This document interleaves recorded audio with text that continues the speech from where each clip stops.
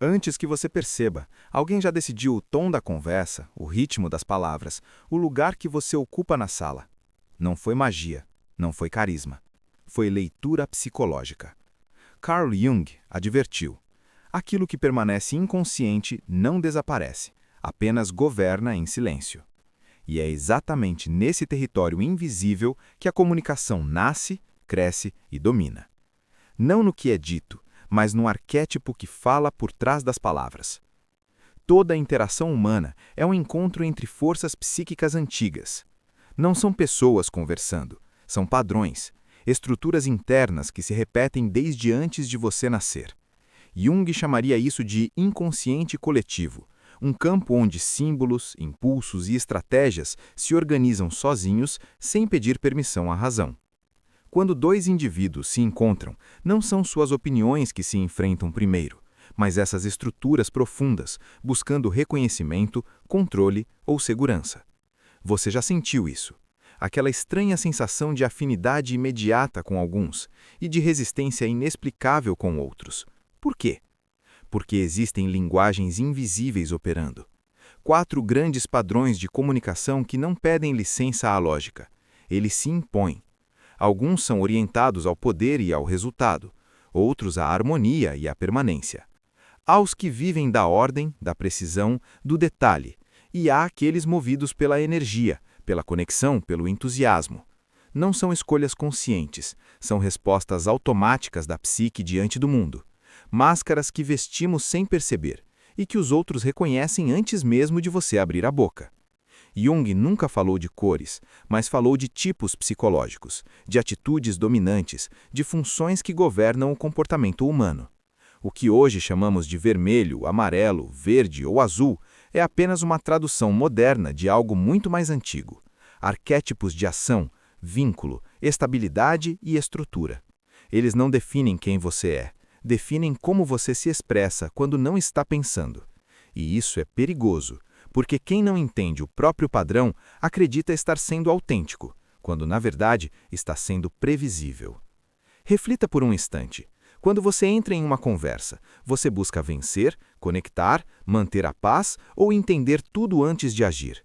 Você fala rápido, pressionando o tempo, ou desacelera para sentir o ambiente. Você confia mais nos dados ou nas emoções?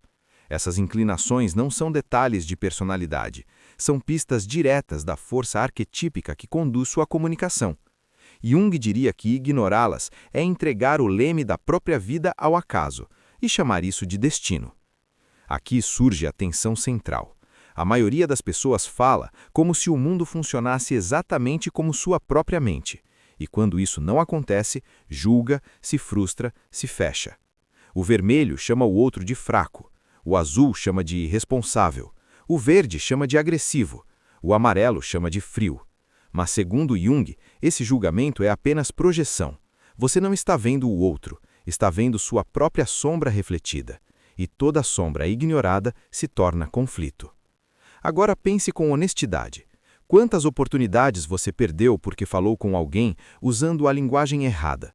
Quantos relacionamentos se desgastaram não por falta de intenção, mas por incompatibilidade simbólica? Quantas vezes você sentiu que não era ouvido, respeitado ou compreendido, sem entender exatamente o motivo? Jung afirmava que o sofrimento psíquico não nasce da dor em si, mas da falta de sentido. E não há nada mais desorientador do que não compreender a dinâmica invisível que governa suas relações. Existe poder em nomear padrões. Existe ainda mais poder em reconhecê-los nos outros, mas o verdadeiro domínio começa quando você percebe que essas forças não são boas nem más, elas simplesmente são. E quem aprende a enxergá-las deixa de reagir automaticamente, passa a escolher, a ajustar o tom, a entrar no jogo sabendo quais regras estão sendo usadas, mesmo quando o outro não sabe. Este não é um convite à iluminação ingênua, mas à lucidez. Jung nunca defendeu a pureza cega, defendeu a integração consciente, tornar visível o que age no escuro, porque no momento em que você entende quais arquétipos falam através de você, algo muda. A comunicação deixa de ser tentativa, passa a ser estratégia silenciosa. E o primeiro passo dessa jornada não é aprender a falar com os outros, É reconhecer quem fala quando você acredita estar apenas sendo você. E a pergunta que fica, inevitável, desconfortável e necessária, é simples. Quando você fala, quem realmente está falando através de você? Você não percebe no momento em que acontece. É sempre depois. Depois da conversa truncada. Depois da resposta atravessada. Depois daquele silêncio estranho que surge sem aviso. Você sai pensando que falou demais, ou de menos, ou que a outra pessoa simplesmente não estava aberta. Mas Jung nos lembraria de algo mais desconfortável. Talvez não tenha sido a pessoa. Talvez tenha sido a máscara que falou por você. Desde cedo, a psique aprende a se proteger. No trabalho, você se torna mais duro do que realmente é. Em casa, mais flexível. Com estranhos, mais controlado. Com quem ama, mais impulsivo. Essas mudanças não são teatro consciente. São ajustes automáticos do ego tentando manter equilíbrio com o mundo. Jung chamava isso de adaptação psíquica. Mas toda adaptação tem um custo. Quanto mais você se identifica com uma forma de agir, mais invisível ela se torna para você. Imagine uma manhã comum. Você entra em uma reunião e alguém corta a sua fala, vai direto ao ponto, ignora nuances. Algo em você se fecha imediatamente. Irritação, ou defensiva, ou desprezo silencioso. Em outro dia, outra situação, alguém fala demais, ri, se empolga, muda de assunto. Você sente que o tempo está sendo desperdiçado. Ou, ao contrário, sente alívio, como se o ambiente finalmente respirasse. Essas reações não são racionais, são reflexos. E, segundo Jung, todo reflexo emocional intenso aponta para um conteúdo inconsciente sendo tocado. É aqui que a ideia da cor começa a ganhar forma, não como um rótulo superficial, mas como um espelho. Há pessoas que, diante da pressão, avançam, precisam decidir, concluir, vencer o tempo. Outras recuam, buscam estabilidade, evitam ruptura. Algumas organizam o caos, pedem dados, querem entender antes de se mover. Outras dissolvem a tensão com humor, histórias, conexão. Nenhuma dessas respostas é aleatória. Elas surgem sempre que o ego sente que sua posição no mundo está ameaçada. Jung dizia que a sombra não é apenas aquilo que reprimimos por ser socialmente inaceitável, mas também aquilo que nunca desenvolvemos. O vermelho carrega a sombra da sensibilidade, o azul a do improviso, o verde a do confronto, o amarelo a do silêncio. Você reconhece essas ausências no cotidiano. O gestor que despreza emoções porque nunca aprendeu a senti-las sem perder controle. A pessoa detalhista que trava diante do inesperado. O pacificador que engole decisões até desaparecer. O entusiasta que foge de profundidade porque ela exige permanência. Talvez você já tenha vivido isso em casa. Um casal discutindo não sobre o problema real, mas sobre o ritmo da conversa. Um quer resolver agora, o outro precisa de tempo. Um fala em possibilidades, o outro exige certezas. E, sem perceber, ambos acreditam estar sendo razoáveis. Jung diria que não é uma disputa de argumentos, mas de funções psíquicas dominantes tentando se afirmar. Cada um fala uma língua que o outro não aprendeu. O mais intrigante é que você quase nunca percebe sua própria língua. Ela soa como verdade absoluta. Quando você é direto, chama isso de honestidade. Quando é cauteloso, chama de responsabilidade. Quando evita conflito, chama de maturidade. Quando improvisa, chama de autenticidade. Mas e se isso não fosse virtude nem defeito? E se fosse apenas o modo como sua psique aprendeu a sobreviver? Aqui surge uma virada silenciosa. Descobrir sua cor não é se definir, é se desmascarar. É perceber que aquilo que você chama de jeito, na verdade é uma estratégia antiga, uma forma de ganhar espaço, evitar dor ou manter controle. Jung alertava que o ego adora se confundir com seus mecanismos, porque no momento em que você os questiona, perde a ilusão de total autonomia. Talvez agora você esteja tentando se localizar, repassando conversas, lembrando de conflitos recorrentes, pensando em pessoas que sempre te cansam e outras que parecem te energizar. Isso não é coincidência, é ressonância arquetípica. Certos padrões se atraem, outros se repelem, não por maldade, mas por incompatibilidade simbólica. E enquanto você não reconhece o seu, continuará repetindo as mesmas dinâmicas, apenas com rostos diferentes. Jung dizia que o primeiro passo para qualquer transformação real é a consciência. Não a consciência intelectual, mas aquela que dói um pouco, porque desmonta a imagem que você tinha de si mesmo. Ao identificar sua cor dominante, você começa a ver não só como fala, mas por que fala assim. o que tenta proteger, o que tenta provar, o que evita sentir. E isso cria uma pergunta inevitável, que não pede resposta imediata, mas ecoa. Se sua forma de se comunicar não é neutra, se ela carrega uma intenção inconsciente, então quantas das suas relações foram moldadas por algo que você nunca escolheu conscientemente? A partir daqui, a jornada muda de direção. Porque reconhecer sua própria máscara é apenas o começo. O verdadeiro desconforto surge quando você começa a enxergar as máscaras dos outros e percebe que quase ninguém sabe que as está usando. Quando duas pessoas se encontram, algo acontece antes da primeira palavra. Um ajuste invisível, um cálculo silencioso. Jung dizia que o inconsciente se antecipa à consciência, como uma sombra que chega antes do corpo. É nesse intervalo quase imperceptível que os padrões entram em colisão. Não são opiniões que se chocam, nem ideias. São estruturas internas tentando preservar território. Cada indivíduo chega carregando sua própria lógica, seu próprio ritmo, sua própria necessidade não declarada, e, sem perceber, começa a falar não para o outro, mas para confirmar a própria visão de mundo.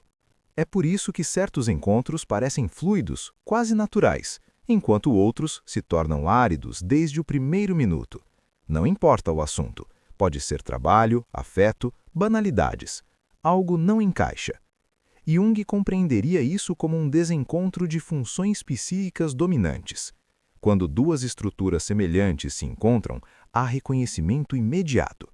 Quando são opostas, surge tensão. Não porque uma esteja errada, mas porque ambas disputam a mesma coisa, validade psicológica. Cada uma quer que sua forma de ver o mundo seja a regra. O problema começa quando essa disputa não é reconhecida. A pessoa orientada a resultados acelera a conversa, corta detalhes, pressiona decisões. A outra, orientada à estabilidade, sente-se atropelada e recua. O analítico pede dados, freia o impulso. O entusiasta expande, cria, improvisa. Todos acreditam estar contribuindo, todos acreditam estar sendo racionais. Jung alertava que o ego raramente percebe quando está defendendo uma posição arquetípica e não uma verdade objetiva. E aqui surge a pergunta incômoda. Quantas vezes você achou que estava debatendo ideias, quando na verdade estava apenas defendendo sua própria estrutura psíquica? Quantas discussões você chamou de diferença de opinião, quando eram, na essência, um choque de necessidades inconscientes? E se o conflito não estivesse no conteúdo da conversa, mas na forma como cada um tentar existir dentro dela? Há um aspecto ainda mais profundo nisso tudo. Quando uma cor dominante encontra outra muito diferente, algo além do desconforto emerge: julgamento. Jung descreveu esse movimento como projeção da sombra. Aquilo que você não desenvolveu ou rejeitou em si passa a incomodar violentamente quando aparece no outro. O direto chama o cauteloso de fraco, o cauteloso chama o direto de agressivo. O expansivo chama o analítico de frio, o analítico chama o expansivo de superficial. Nenhum percebe que está reagindo a uma ausência interna. Essa dinâmica se repete em ambientes de trabalho, famílias, amizades e relacionamentos íntimos. Pense em quantas vezes você tentou ajudar alguém mudando seu ritmo, seu jeito, sua abordagem. No fundo, não era ajuda, era correção simbólica, uma tentativa inconsciente de moldar o outro à sua própria linguagem, porque ela parece segura, conhecida, correta. Jung diria que isso não é malícia, é inconsciência. Mas a inconsciência, quando repetida, cria padrões de poder. Existe algo ainda mais sutil acontecendo quando essas cores colidem. Quem fala a partir da própria estrutura tende a se sentir ameaçado quando o outro não responde como esperado. O silêncio vira rejeição, a emoção vira fraqueza, o detalhe vira atraso, a leveza vira irresponsabilidade. Cada reação é interpretada como um ataque pessoal, quando na verdade é apenas a expressão de uma função psíquica diferente tentando se manter íntegra. Você já percebeu como certas pessoas parecem difíceis, independentemente do contexto?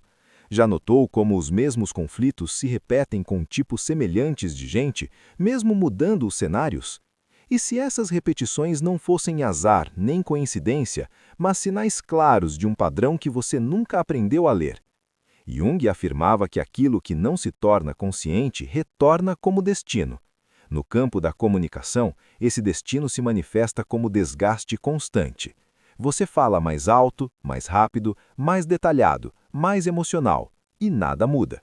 Pelo contrário, a resistência aumenta. O outro se fecha, se irrita ou se afasta. E então nasce a narrativa interna. As pessoas são complicadas, ninguém me entende, é impossível conversar. Mas o que realmente está acontecendo é mais simples e mais perturbador. Você está falando com o arquétipo errado. Há uma revelação desconfortável nesse ponto da jornada. A comunicação falha não porque você se expressa mal, mas porque se expressa de forma única demais. Jung não defendia a adaptação superficial, mas ampliação da consciência.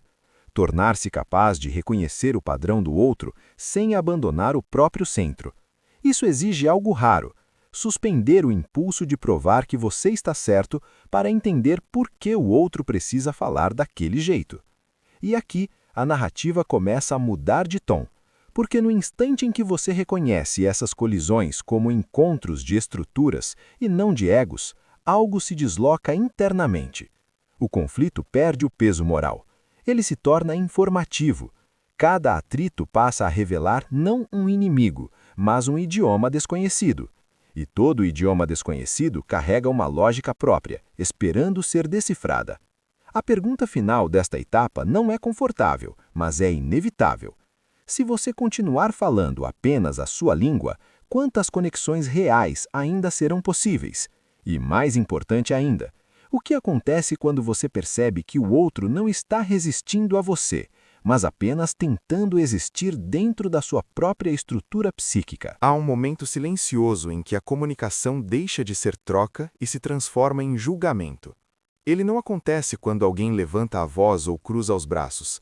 Acontece antes, no instante em que você decide, sem perceber, quem o outro é. Jung chamou esse fenômeno de projeção, o ato inconsciente de lançar para fora aquilo que não queremos ver em nós mesmos. E é aqui que as cores deixam de ser apenas padrões de comunicação e se tornam lentes distorcidas através das quais passamos a enxergar e distorcer o outro. Pesquisas em psicologia social mostram que o cérebro humano leva menos de 200 milissegundos para formar uma impressão inicial. Antes da lógica, antes do conteúdo, antes da intenção. Em frações de segundo, o inconsciente decide se o outro é ameaça, aliado ou irrelevante. Jung compreenderia isso como um reflexo arquetípico, a psique buscando rapidamente encaixar o desconhecido em estruturas conhecidas para preservar segurança interna. O problema é que, nesse processo, não vemos o outro como ele é. Vemos um símbolo, uma representação moldada pelas nossas próprias lacunas. É por isso que o vermelho é rapidamente rotulado como autoritário, mesmo quando está apenas tentando ser eficiente. É por isso que o verde é visto como fraco, quando na verdade está priorizando estabilidade. O amarelo vira superficial aos olhos de quem teme o caos emocional. O azul é chamado de frio por quem nunca aprendeu a sustentar o silêncio. Nenhum desses rótulos nasce da realidade objetiva. Eles nascem daquilo que cada observador rejeitou ou suprimiu em si mesmo ao longo da vida. Há um dado curioso que ilustra isso com clareza. Em estudos sobre percepção interpessoal, indivíduos tendem a atribuir intenções negativas exatamente nos traços que menos toleram em si mesmos. Quem reprime impulsividade acusa o outro de irresponsável. Quem reprime emoção acusa o outro de exagerado. Jung diria que a sombra não é perigosa porque existe, mas porque é negada. Quanto mais invisível ela se torna para você, mais violentamente ela aparece projetada nos outros. No cotidiano, isso se manifesta de forma quase banal. Um chefe que insiste em controle excessivo acredita estar sendo profissional, mas vê qualquer espontaneidade como ameaça. Um colega expansivo acredita estar trazendo leveza, mas interpreta silêncio como rejeição pessoal. Um parceiro que precisa de tempo e previsibilidade é acusado de falta de amor por quem confunde intensidade com vínculo. Todos estão reagindo, não ao que está sendo dito, mas ao que aquilo desperta em suas próprias estruturas internas. Jung observou que o ser humano raramente reage ao presente puro. Ele reage a camadas acumuladas de experiências não resolvidas. Cada encontro ativa memórias, padrões, defesas. Assim, quando duas cores entram em contato, não são apenas dois indivíduos se encontrando, mas duas histórias psíquicas tentando se proteger. E quanto menos consciência existe desse processo, mais automático e destrutivo ele se torna.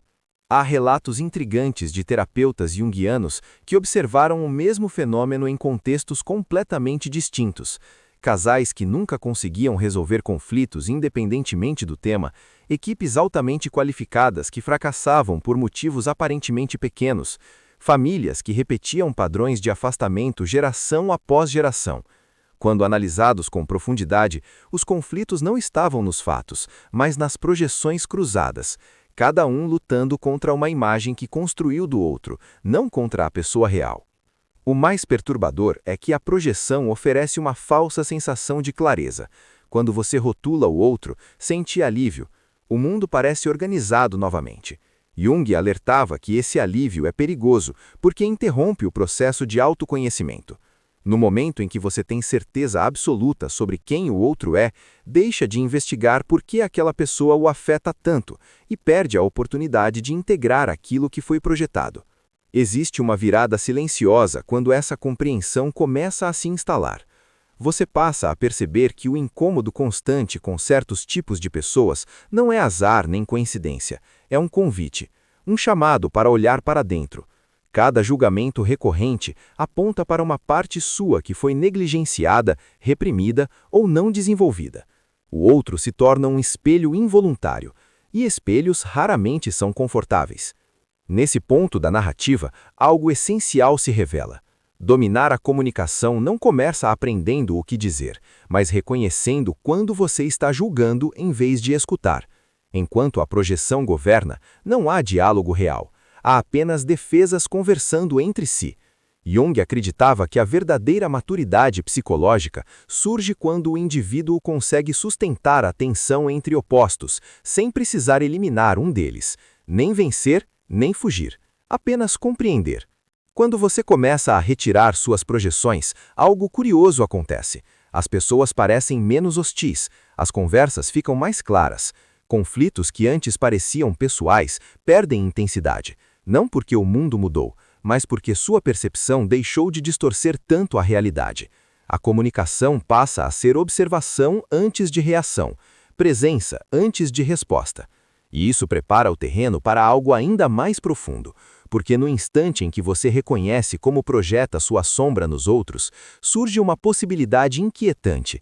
Se você consegue parar de julgar, também pode aprender a ler. E quem aprende a ler estruturas psíquicas deixa de ser arrastado pelos encontros, passa a conduzi-los.